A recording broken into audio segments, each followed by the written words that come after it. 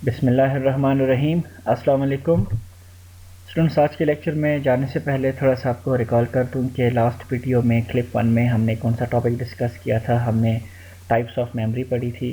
3 तरह की मेमोरीज़ होती हैं ह्यूमन की, एक सेंसरी मेमोरी, दूसरी शॉर्ट टर्म मेमोरी और एक है लॉन्ग टर्म मेमोरी। हमने इन तीनों मेमोरीज़ को इन टर्म्स ऑफ कैपेसिटी और इन टर्म्स ऑफ ड्यूरेशन, जितनी ड्यूरेशन के लिए ये इन्फॉर्मेशन को होल्ड रखती हैं, वो हमने डिस्कस की थी। इसके अलावा बाकी भी प्रॉपर्टीज़ हमने पढ़ी थी। ये भी पढ़ा था कि कोई इन्फॉर्मेशन आपके पास किस मेमोरी में किस वक्त होती हैं और एक मेमोरी से इन्फॉर्मेशन को दूसरी मेमोरी में लेके जाने के लिए मतलब ह्यूमन को क्या करना पड़ता है। इसके अलावा हमने पढ़ा था कि शॉर्ट टर्म मेमोरी जो है, इसको वर्किंग मेमोरी भी बोलते हैं। इसमें आपके पास जो एक्टिव चीज़ें होती हैं वो आपके पास स्टोर होती हैं। शॉर्ट टर्म मेमोरी से आप डेटा को इनकोड करते हो, उसके आप रिहर्सल्स करते हो, तो वो डेटा आपका लॉन्ग टर्म मेमोरी में चला जाता है। इसके अलावा मैंने आपको ये तीनों मेमोरीज़ कंप्यूटर की मेमोरीज़ के साथ रिलेट करके दी थी और आप लोगों को कॉन्सेप्ट क्लियर करवाने की मैंने कोशिश की थी कि आप लोगों को पता चले कि actually sensory memory, short term memory और लॉन्ग टर्म मेमोरी क्या होती है। सो सेंसरी मेमोरी की मिसाल मैंने आपको दी थी कि कंप्यूटर में आपके पास जो डिवाइसेस कंट्रोलर्स होते हैं, तो उनमें आपके पास जो बफर होता है जो कि डेटा को टेम्पररी बेस पे क्या करता है, स्टोर करता है। तो सेंसरी मेमोरी की मिसाल भी बिल्कुल वैसी है। इसके अलावा जो प्राइमरी मेमोरी होती है, शॉर्ट टर्म मेमोरी, वो आपकी कहलाती है, उसको मैंने आपको रिलेट करके दिया था रैम के साथ। और जो लॉन्ग टर्म मेमोरी है वो तो नाम से ही ज़ाहिर है, आपके हार्ड ड्राइव में जो सेकेंडरी स्टोरेज होता है, राइट। आज के लेक्चर में हम डिस्कस करेंगे एक मॉडल ऑफ इंटरेक्शन जो कि प्रेजेंट किया था अबॉर्ड एंड पीले ने। इस पॉइंट पे आप लोगों को ये भी बता दूं कि अभी तक हम एक और मॉडल भी पढ़ चुके हैं जो कि नॉर्मन ने प्रेजेंट किया था, ठीक है। नॉर्मन्स के हमने एक्चुअली 2 टॉपिक डिस्कस किए थे। एक तो था नॉर्मन मॉडल ऑफ इंटरेक्शन और एक था नॉर्मन्स के 7 प्रिंसिपल्स, ठीक है, डिज़ाइन के बारे में जो थे, ठीक है। सो ये एक दूसरा मॉडल है इंटरेक्शन के बारे में। आज के लेक्चर में हम ये डिस्कस करेंगे। दूसरी बात ये है कि ये जो मॉडल है अबॉर्ड एंड पीले मॉडल ऑफ इंटरेक्शन, ये एक्चुअली नॉर्मन मॉडल्स का आप कह सकते हो कि उसकी एक एक्सटेंशन है, ठीक है। तो लास्ट में मैं आपको नॉर्मन मॉडल को और ये जो मॉडल है, इन दोनों को एक दूसरे के साथ मैप करके आपको बताऊंगा, ठीक है। सो जितने भी इंटरेक्शन के मॉडल्स हैं वो हमें डिफरेंट इंफॉर्मेशन देते हैं about the interaction of human with computers. For example components क्या हैं इंटरेक्शन के, मसलन यूज़र है, कंप्यूटर है और मीडियम वगैरह। इसके अलावा जो फ्लो ऑफ इंफॉर्मेशन है कि इन कंपोनेंट्स के बीच में इंफॉर्मेशन किस डायरेक्शन में फ़्लो होती है, मतलब किस कंपोनेंट से किस कंपोनेंट में डेटा कब जाता है। इसके अलावा इंफॉर्मेशन की ट्रांसलेशन है। अब सिंपल सी बात है, यूज़र एक फॉर्मेट में एक लैंग्वेज में इंफॉर्मेशन को अंडरस्टैंड करता है, कॉम्प्रिहेंड करता है या प्रोसेस करता है, और सिस्टम जो है दूसरे फॉर्मेट में डेटा को अंडरस्टैंड करता है, प्रोसेस करता है। तो इंफॉर्मेशन की ट्रांसलेशन जो है वो मस्ट होती है एक फॉर्म से दूसरी फॉर्म में। नेक्स्ट आपको स्टोरिंग की इंफॉर्मेशन मिलती है इंटरेक्शन के मॉडल से कि किस किस लेवल पे डेटा आपका कहाँ कहाँ स्टोर होता है, कितने ड्यूरेशन के लिए स्टोर होता है और किस फॉर्मेट में स्टोर होता है। नेक्स्ट जो मेन ऑब्जेक्टिव है इंटरेक्शन के मॉडल का, वो है उन प्रॉब्लम्स या डिफ़िकल्टीज़ या आप कह सकते हो चैलेंजेस को हाईलाइट करवाना जो कि इंटरेक्शन के दौरान इनकाउंटर्स होते हैं, ठीक है। मसलन इंफॉर्मेशन की ओवरफ्लो, अंडरफ्लो। अब जैसा कि मैंने ऊपर बताया कि डेटा जो है या इंफॉर्मेशन जो है वो आपकी डिफरेंट लेवल पे ना स्टोर होती है। तो अब डेटा जहाँ पे स्टोर होता है तो वहाँ पे ये 2 वर्ड्स आप लोगों को डेफिनेटली मतलब डिस्कस करना होते हैं। एक ओवरफ्लो होता है और एक होता है अंडरफ्लो, ठीक है। इसके अलावा कंपोनेंट्स जो हैं वो मोर देन 1 हैं, तो सीक्वेंस मस्ट होगी इंटरेक्शन के स्टेप्स में, ठीक है। और लास्ट है आउटपुट की valuation. So in simple words, कोई भी इंटरेक्शन का मॉडल हमें कंप्लीट पिक्चर देता है कि क्या हो रहा है, कैसे हो रहा है, चैलेंजेस क्या क्या हैं जब भी आपके पास कंप्यूटर और ह्यूमन की आपस में इंटरेक्शन होती है। ऑलराइट, ये वो मॉडल है जो कि एक्चुअली हम पिछले लेक्चर्स में डिस्कस कर चुके हैं, नॉर्मल मॉडल ऑफ इंटरेक्शन।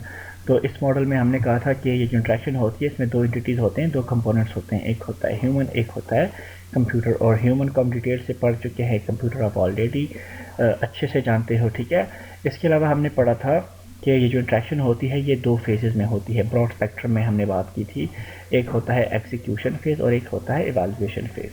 सो ये वो यूज़र है, ये वो सिस्टम है, यूज़र साहब जो हैं वो कोई कोई टास्क जो है ना, वो कोई गोल अचीव करने के लिए कोई टास्क जो है इस सिस्टम से एग्जीक्यूट करवाते हैं, ठीक है। फिर ये सिस्टम जो है इस टास्क को क्या करता है, प्रोसेस करता है, और एज अ रिज़ल्ट यूज़र को क्या देता है, आउटपुट देता है। तो यूज़र फिर जो आउटपुट देता है सिस्टम, उसकी क्या करता है, इवैल्यूएशन करता है।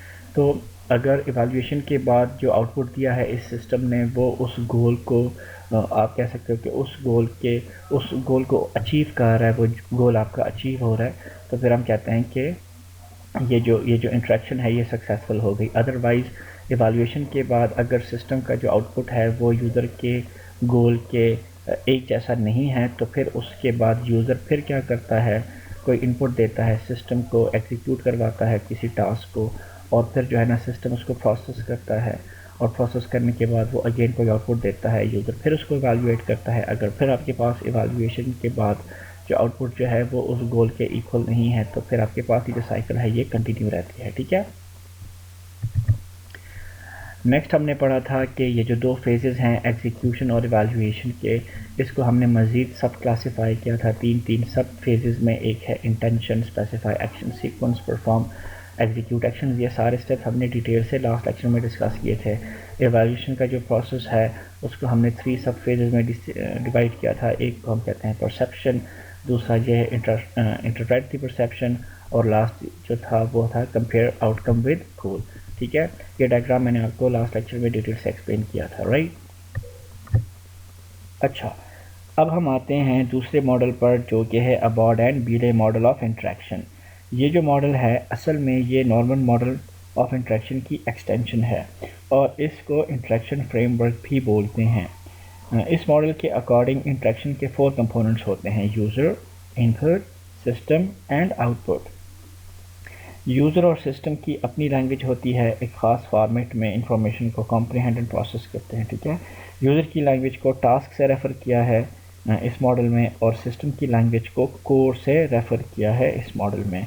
और ये जो हम इंटरेक्शन की बात कर रहे हैं ये असल में कुछ नहीं, इंफॉर्मेशन की ट्रांसलेशन है from one language to another language. Means जब भी डेटा ह्यूमन से कंप्यूटर में जाता है तो एक तरह की ट्रांसलेशन होती है, और जब कंप्यूटर से ह्यूमन के पास आता है डेटा या इंफॉर्मेशन तो दूसरी तरह से उसकी ट्रांसलेशन होती है।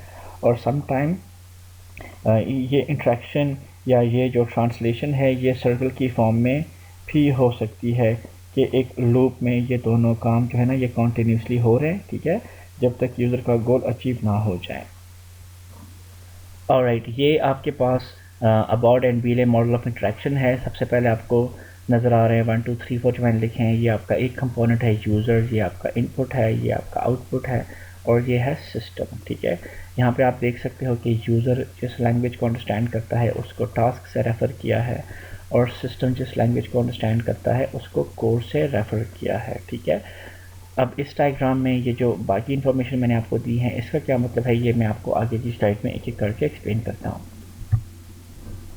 सो सबसे पहले आप यूज़र जो है ना वो सिंपली यूज़र ही है, ठीक है, जो ह्यूमन है जो कि उस सिस्टम को यूज़ कर रहा है, ठीक है। दूसरी बात ये है कि टास्क जो है ना वो जिस तरह मैंने कहा कि यूज़र जिस लैंग्वेज को अंडरस्टैंड करता है तो उसको टास्क से रेफ़र किया है। इसके अलावा टास्क से आप ये भी मतलब ले सकते हो कि जो जिस फॉर्मेट में आप इस डेटा को इनपुट कर रहे हो। अब देखें यहाँ पे जो यूज़र साहब है वो एक पर्टिकुलर लैंग्वेज में ना इस कंप्यूटर के साथ इंटरेक्शन करते हैं, ठीक है।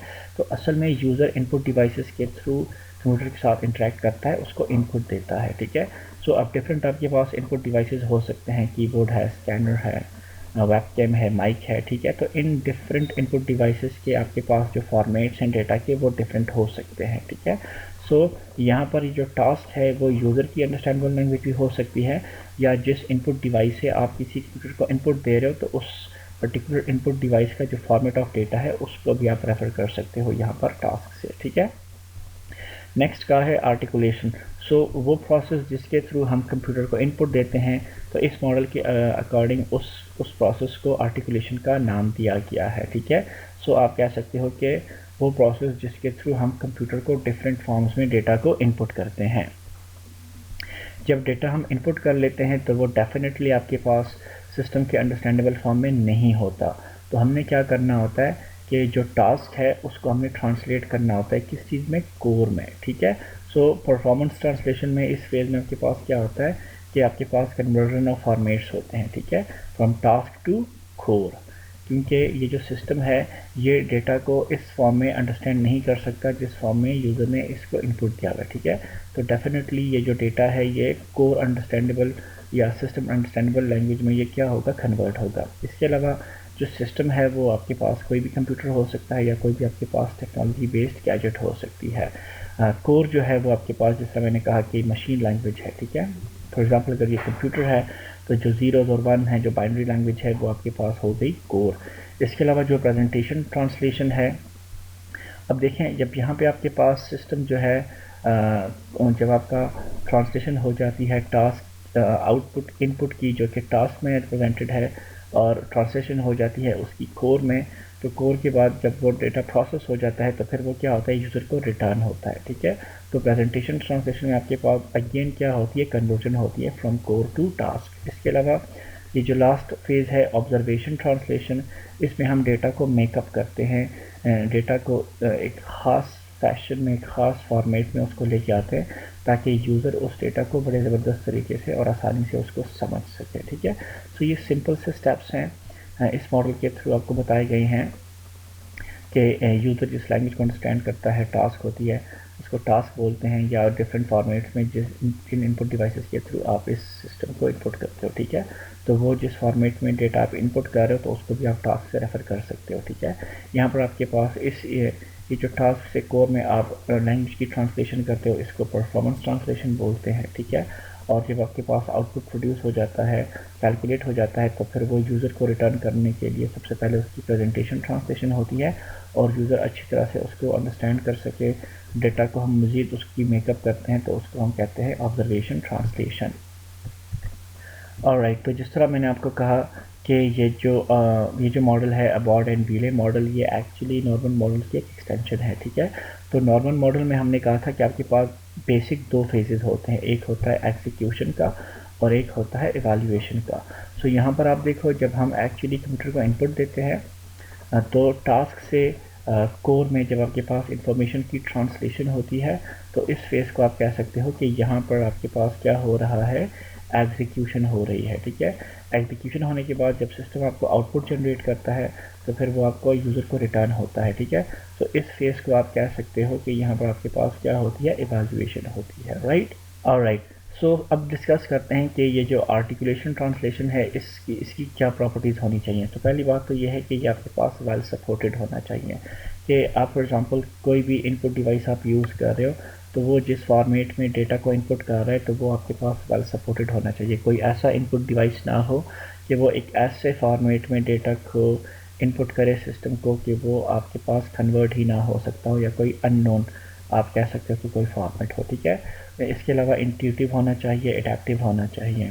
और दूसरी इम्पोर्टेंट बात ये है, ये थोड़ी लॉजिकल बात है कि आप जब भी कंप्यूटर को कोई इनपुट देते हो तो आप उसको कह सकते हो कि शॉर्ट डिस्टेंस पे, मतलब कंप्यूटर को या जिस सिस्टम के साथ इंटरेक्ट कर रहे हो तो जितना आपका उसके साथ डिस्टेंस फिज़िकली कम होगा तो उतना ही अच्छा होगा, राइट। फिर आते हैं परफॉर्मेंस ट्रांसलेशन पे। सो इसकी प्रॉपर्टीज़ ये हैं कि ये आपके पास एक्चुअली एक रिस्पॉन्सिबल काम है, ठीक है। जब आपके पास टास्क से कोर में ट्रांसलेशन होती है तो आपको बड़ा ख्याल रखना होता है, ठीक है। ख्याल कैसे रखना होता है, जब भी हम इंफॉर्मेशन की ट्रांसलेशन करते हैं तो सबसे पहले हम ये ख्याल करते हैं कि आपके पास कोई इन्फॉर्मेशन जो है वो लॉस ना हो, ठीक है। फॉर एग्ज़ाम्पल आपने यहाँ पर एक मैग्नीट्यूड ऑफ डेटा इनपुट किया, जब आप उसको कन्वर्ट करते हो, उसको आप ट्रांसलेट करते हो तो पहली चीज़ आपने ये नोट करना होती है कि कोई आपके पास लॉस ऑफ इन्फॉर्मेशन ना हो। दूसरी बात ये है कि जो इंटीग्रिटी है डेटा की वो आपके पास क्या रहे, बरकरार रखे। ऐसा ना हो कि जो डेटा आपने दिया है, जो इन्फॉर्मेशन आपने इनपुट किया है, ट्रांसलेशन के बाद उसकी जो वेल्थ है, उसकी जो वैल्यू है, उसकी जो मीनिंग है वो क्या है, वो चेंज हो जाए। तो आपने इसका भी ख्याल रखना है ट्रांसलेशन के बाद ये जो इन्फॉर्मेशन है इसकी वैल्यू, इसकी मीनिंग, इसकी इंटीग्रिटी वो चेंज नहीं होनी चाहिए। प्रेजेंटेशन ट्रांसलेशन में आते हैं, ये वाला जो स्टेप है ये भी आपके पास रिस्पॉन्सिबिलिटी वाला काम है, क्योंकि हमने यहाँ पर क्या करना होता है, जब आउटपुट आपका क्रिएट हो जाए तो उसको हमने सिस्टम यूज़र को रिटर्न करना होता है, ठीक है। और यूज़र क्या करेगा, उस आउटपुट को क्या करेगा, इवाल्युएट करेगा, ठीक है। सो हम इस आउटपुट को ना कुछ इस तरह से उसको प्रेजेंट करेंगे कि आपको ना इवाल्युएशन जो है वो क्या हो जाए, ईजी हो जाए, ठीक है। और नेक्स्ट जो है वो आपको डिसीजन टेकिंग में आपकी क्या करे, हेल्प करे। मतलब हम कुछ इस तरह से इस आउटपुट को प्रेजेंट करें कि वो इवाल्युएशन यूज़र उसकी बड़ी आसानी से कर सके, ठीक है। और इवाल्युएशन के बाद जो डिसीजन टेकिंग का जो स्टेप है वो यूज़र बड़ी आसानी से ले सके। लास्ट जो है वो है ऑब्जर्वेशन ट्रांसलेशन। सो ये भी आप कह सकते हो कि इम्पोर्टेंट स्टेप है, फेज़ है, क्योंकि इसमें हम क्या करते हैं, डेटा को या इंफॉर्मेशन को एक बड़े ही ज़बरदस्त फॉर्म में मेकअप करके उसको प्रेजेंट करते हैं। आप कह सकते हो कि ये जो कस्टमाइजेशन है, ये जो प्रेजेंटेशन है, ये जो मेकअप है डेटा की या इंफॉर्मेशन की, ये कुछ इस तरह से होनी चाहिए कि इससे क्या हो, it must encourage further use of the system, कि यूज़र इस डेटा को ना कुछ इस तरह से परसीव करे, कुछ इस तरह से अडॉप्ट करे कि उससे फिर यूज़र जो है इस सिस्टम को क्या करे, उसकी इनकरेजमेंट हो, वो मोटिवेट हो और इस सिस्टम को वो आगे भी क्या करे, यूज़ करे। लेट्स सपोज ये आपके पास ये जो फेज़ है ये आपके पास ज़बरदस्त तरीके से परफॉर्म नहीं हुआ, तो यूज़र को डेटा आपका एक ऐसी फॉर्म में मिलेगा कि यूज़र कहेगा कि अब तो इस सिस्टम को मैं यूज़ ही नहीं करता, राइट। ओके, अब आते हैं हमने दो टर्म्स पढ़े थे, गल्फ ऑफ एग्जीक्यूशन और gulf of evaluation normal model में, ठीक है। सो एक यूज़र जितनी आसानी से सिस्टम को इनपुट दे सकेगा, कोई एक्शन परफॉर्म कर सकेगा, उसको फार्मूलेट कर सकेगा, तो हम कह सकते हैं कि उसका जो गल्फ ऑफ एग्जीक्यूशन है वो क्या है, वो स्मॉल है, ठीक है। इसी तरह से जितनी आसानी से कोई यूज़र जो आउटपुट होगा उसको परसीव करेगा, सिस्टम की स्टेट को वो इजीली अंडरस्टैंड करेगा, उसको इंटरप्रेट इतनी आसानी से कर सकेगा, तो फिर उस केस में हम कह सकते हैं कि जो सिस्टम है उसकी गल्फ ऑफ इवैल्यूएशन जो है वो क्या है, बहुत कम है। So thank you, I hope आप लोग समझ गए होंगे, बहुत आसान मॉडल था। ये चीज़ें हम लोग मतलब being student of computer science, ये चीज़ें तो अब हमारी नेचर में ऐड हो गई हैं कि ये इनपुट होता है, आउटपुट होता है, ट्रांसलेशन होती है, ठीक है। सो आई होप आप लोगों को समझने में कोई ख़ास दिक्कत पेश नहीं आई होगी। इंशाल्लाह नेक्स्ट वीडियो में फिर दूसरा टॉपिक डिस्कस करते हैं, तब तक के लिए अल्लाह हाफिज़।